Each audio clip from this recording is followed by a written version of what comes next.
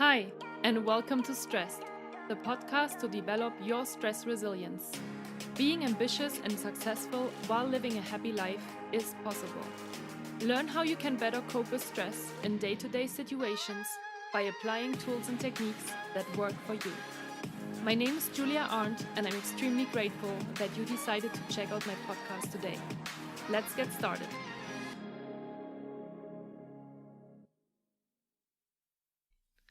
Hi, and welcome back to Stressed, the podcast to develop your stress resilience.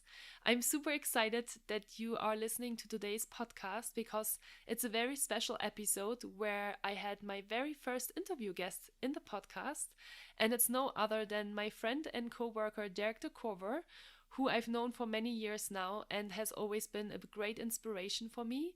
He doesn't only have a full-time job at Google, but he's also a full-time Ironman triathlete. He started in 2013 and since then made a considerable splash. He finished top 10 at the last two Ironman World Championships and has won several other Ironman races.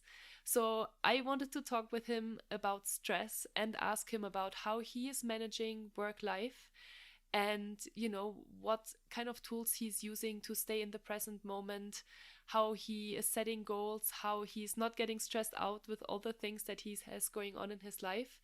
And I really hope you're enjoying this episode. So let's get started. Hi, Derk. How's it going? Hi, Julia. I'm doing great. How are you? Yeah, I'm great. I'm super excited to have you on my podcast today. Thank you so much for joining. Yeah, thank you. I'm honored. Yeah, it's great. I'm sure that a lot of people will take a lot out of this session with you today. And before we jump into the questions, I just want to make sure that we're picking up our listeners a little bit. So tell us a little bit more about where you are right now, what's the time, and what have you been up to today? Sure. Yeah. Well, the time is 9:36 a.m. and I'm in Los Angeles. This morning, let's see, I got up at 6 a.m. and went for a light run, about a 50-minute run, got showered up, had breakfast, and went to work, took care of some work emails, and now I'm here chatting to you. Great. Yeah, thank you so much. It's great that you're here, and you are originally from the Netherlands, right? Yes, that's right. Yeah.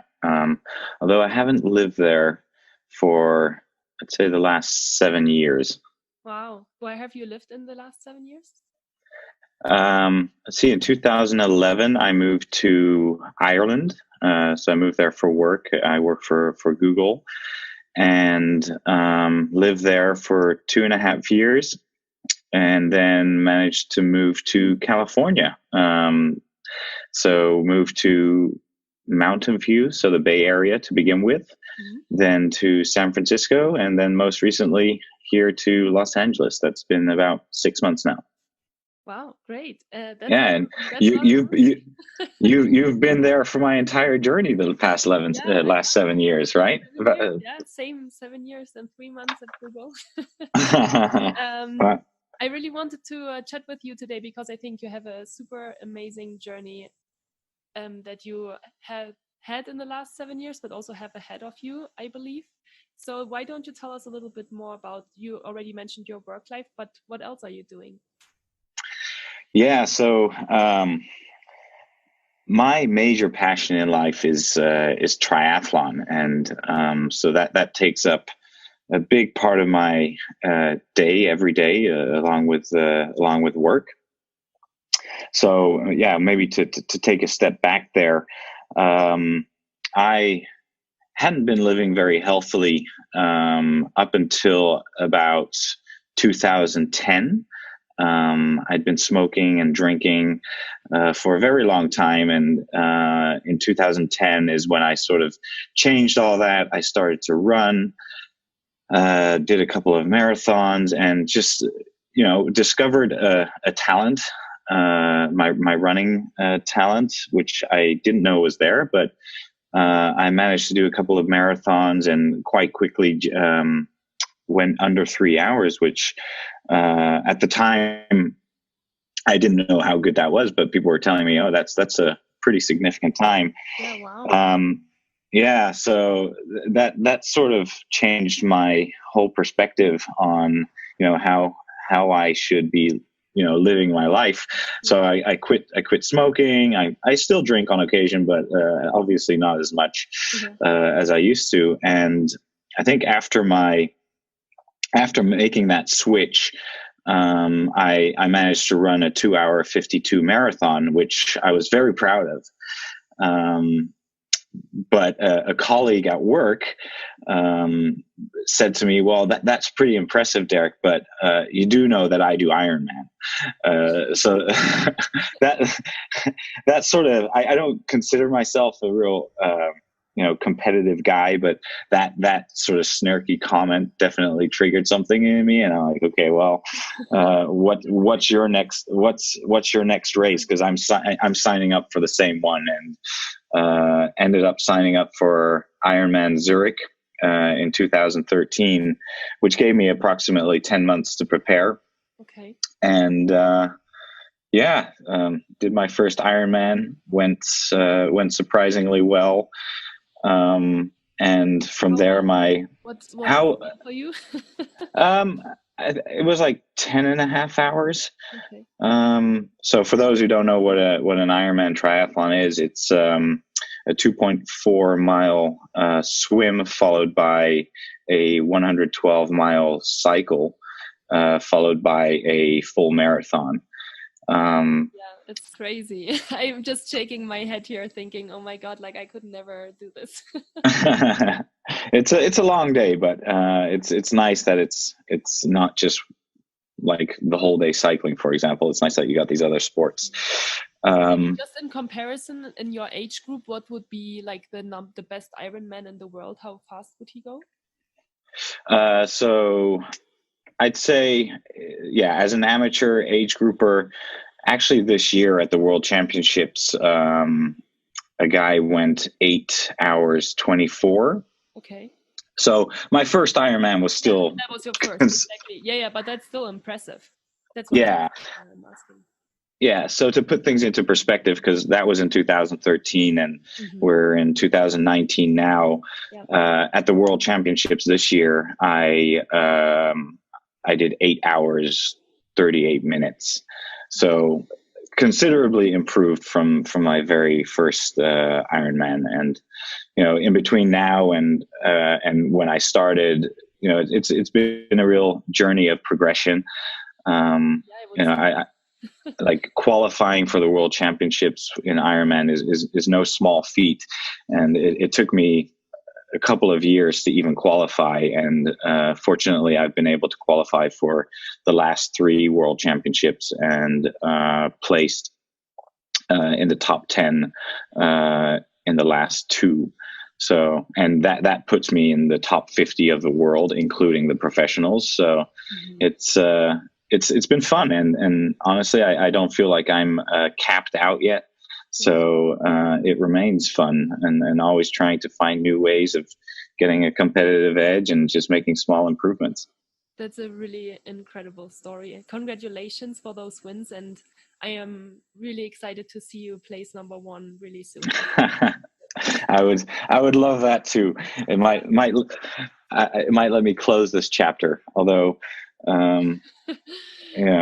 there's probably something more I can do in the sport.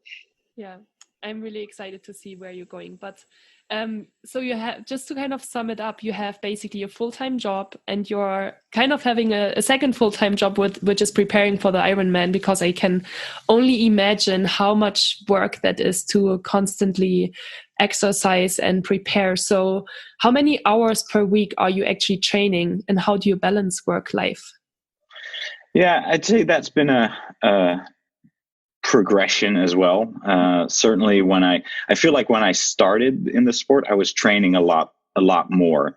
And I know you and I have talked about like stress and managing life. And I think in my beginning years as a triathlete, I was probably more stressed than I am now. And that's just because I found a healthy balance between how much I need to be training and what my life requires from me, work and family. So, I mean, I've that's progressed. I managed to find a great coach that really understands that, you know, I'm not just a triathlete. I have a life outside of Yeah. triathlon as well. So on average, I actually train 12 hours a week. Okay. With obviously some weeks that are more as I'm sort of peaking towards a race, but that's approximately the amount of time that I spend training. Okay. Okay. And you already mentioned that it was a really stressful time at the start when you kind of went into that.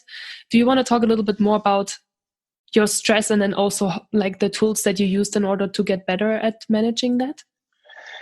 Yeah. So, I mean, the stress is really like I was not familiar with the sport, and you know, I thought that more training was better. And you know, like anything in life, more is not always better, and it can actually lead to a burnout. And I wouldn't say that I went through a full burnout, but there was certainly like a phase when I'd moved to the US and I was living in San Francisco, working in Mountain View, which for those of you familiar with the area is an hour and a half commute each way. And then trying to combine that with work, life, and training, it all just became a bit much. But you know, I think the tools that I use, I'm a planner. I like to plan my week ahead of time, and just really fitting in when I needed to train, taking rest extremely seriously. I know in my beginning years, I doubt I ever took a rest day. Now I take them quite frequently. That's such an important thing. Like, I love that you say that, because not only in sports do we need those rest days, but also when we're working a lot, do we need to calm down? Yeah.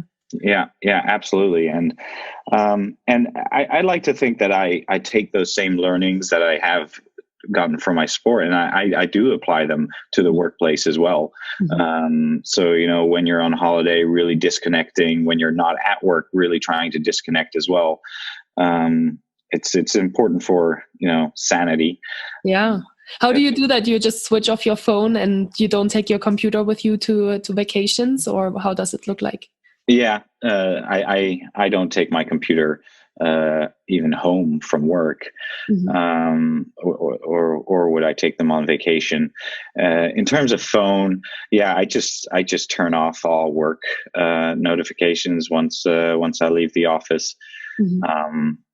Yeah, I've never really struggled with switching that part of me off.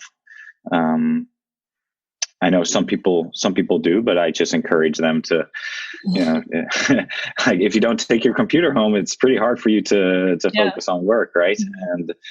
And you know, I think people feel that like when an email enters their inbox, they have to immediately answer it, and I don't think that's the case. Like we're all replaceable, right? You might notice that if you ever taken a long vacation, like the things will turn without you. Yeah, Google doesn't stop making money when I try to take a 2-week vacation. So I guess that's just you know, learnings over the past 7 years. So disconnecting, fortunately, hasn't been a huge issue for me. And you were saying it took you a while to understand and, you know, practice stress management and planning and all that stuff. How long do you have, maybe an approximate of how many years you probably worked on that to get to a comfortable state? I mean, it's always still in progress, right? I think one tool that I guess really helped me is this journal. It's called a Self Journal, and it's a great one for like goal setting.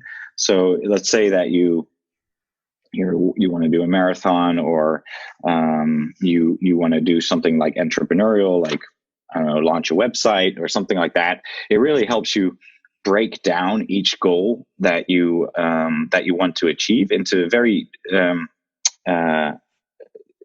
bite-sizable tasks. And that's the same sort of mentality how I break down my training.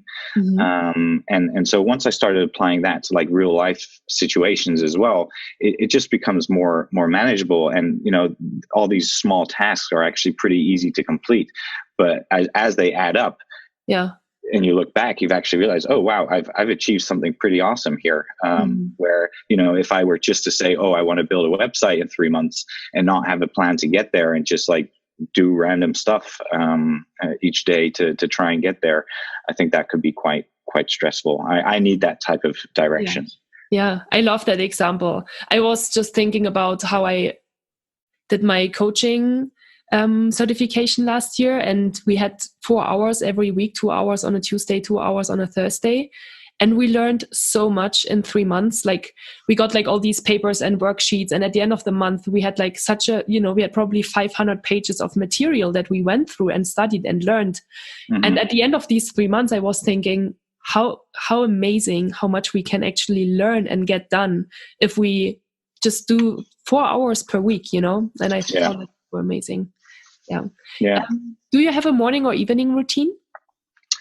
I've played around with routines. The last, I'd say, 5 years, I've moved around so a lot, so it's hard to have stuck to one in particular. I'd say one thing has held true. I always do my workouts in the morning. Okay. Leaving them to the end of the day. So much can happen in a day, especially at work, or with family. Early mornings, no one's asking me to do anything else. Like I get up fairly early, usually around 5 a.m. and luckily most of the world is not up by then. So that's like a time that I have for myself. And that's one routine that I think I'll continue to do for the rest of my life, whether I'm doing sports at that time or just focusing on me. So that's a routine that I do. I work regular hours, and then evenings are for family. That's pretty much how I divide up my day. Yeah, great. I always have a few questions at the end of each interview that I would like to get into. The first one is, what are you most grateful for today?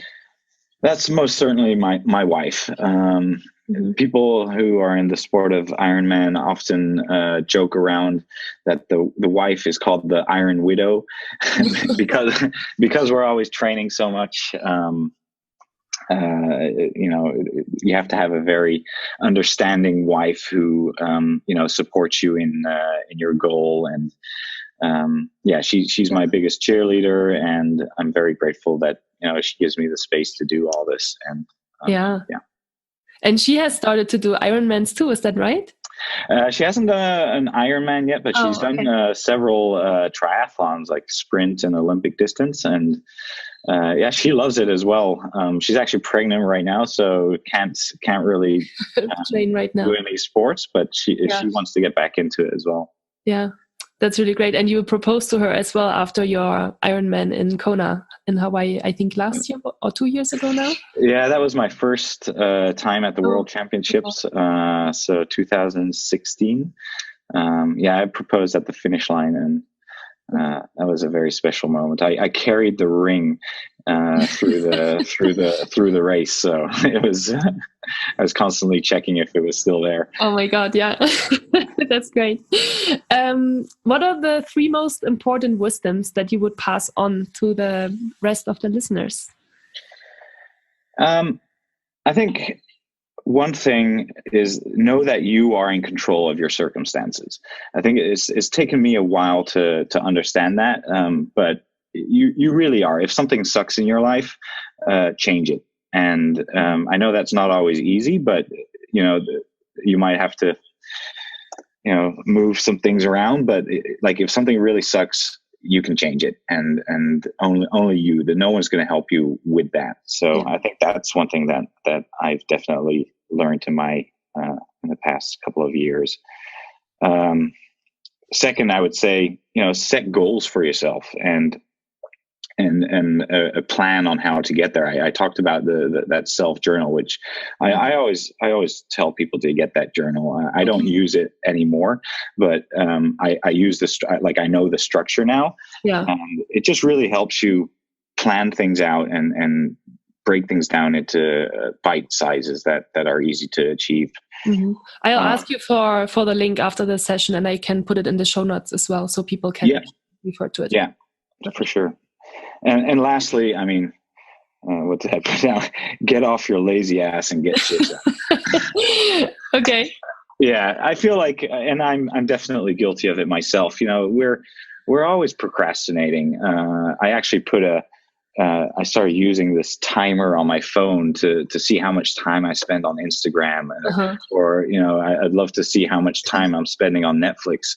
And I know that's all such wasted time. And when people say to me, "Oh, I don't have time to do things," I always shake my head. Well, you know, let's see where you're spending your time, and then see, you know, what can be cut and how that time can be used more productively. Yeah, definitely. And I think even when it comes to relaxation, people like spend time on their phone scrolling through social media or watch TV. And I also start questioning if that's always the best solution to really relax, instead of going outside for a walk or laying in the bathtub and really disconnecting, you know, and disconnecting your mind.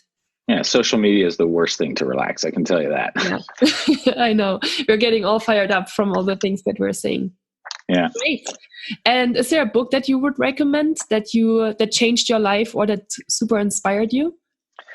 Well, I have one which is triathlon specific. It's by Chrissie Wellington. She won, I think, the Ironman World Championships as a female, I think 4 or 5 times. That book's called A Life Without Limits. Okay. It's very triathlon specific, but it encouraged me because she started very late in life in the sport and managed to become world champion. You know, she started around the same age that I started. So secretly inside, I hope that I can once become a world champion. But so that's a great one. I think more generally, I love Tim Ferriss's book, The 5-Hour Workweek. I mean, I think that guy has optimized time, you know, and time essentially is, I think, the most valuable resource that we have. And you know, back to that example of watching Netflix and Instagram, like that's just a waste. Yeah, definitely.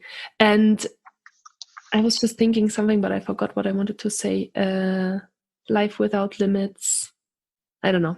Anyway, what are your next plans? What's happening next? What will we see from you? Probably a picture of a baby. Yeah. My wife is due any day now, so I'm really glad that we could record this. Yeah, we're having a little boy, and that's obviously going to change my life significantly. So in terms of triathlon, I've kept it pretty low key this year. I'll be doing 2 races, one half Ironman in June, and then the World Championships in October. Nice. So that's the plan for the year, and then we'll see what comes after that. Okay. And if people want to follow your journey or want to reach out to you, how could they do that? So I do post on Instagram, although I've taken the app off my phone, so it's become a little bit more difficult. Okay. But, I think that's definitely where I will continue to, you know, make posts. I have some sponsors that enjoy that kind of coverage. Yeah. And you know, if they have any like detailed questions, it's fine to email me. I'm sure you can add my email in the show notes. I'll add the email in the show notes as well. Great. Well, thank you so much. It's been such a pleasure to talk to you. Is there anything you would like to share or say to feel complete? No, I think we covered it all. I hope this was useful for people. And sure. I know that your podcast is all around stress. And I think I listened to your first podcast, and you said it seems like people don't have stress. But just know that everybody deals with stress. Even myself, I know we've had that conversation where you're like, are you ever stressed? I'm like, yes, all the time. Yeah. So I don't know if that's comforting to anybody, but I'm also stressed in my life. Okay. Thank you. Thank you so much for being here. Yeah. Thank you, Julia. Hey. If you enjoyed this episode, I would be extremely happy and grateful if you could leave me a comment and a 5-star rating. If you know someone who would benefit from the information I talked about today, please feel free to share it with them, no matter if it is your friends, your colleagues, and/or your family members. You will always find all links and a summary of the podcast in the show notes. It would be great if we could connect on Instagram or via email. You can find all details of how to find me in the show notes as well. In that way, you can also send me any questions that you might have. I'm glad you're listening to this podcast. Thank you so much for your trust. With gratitude, Julia.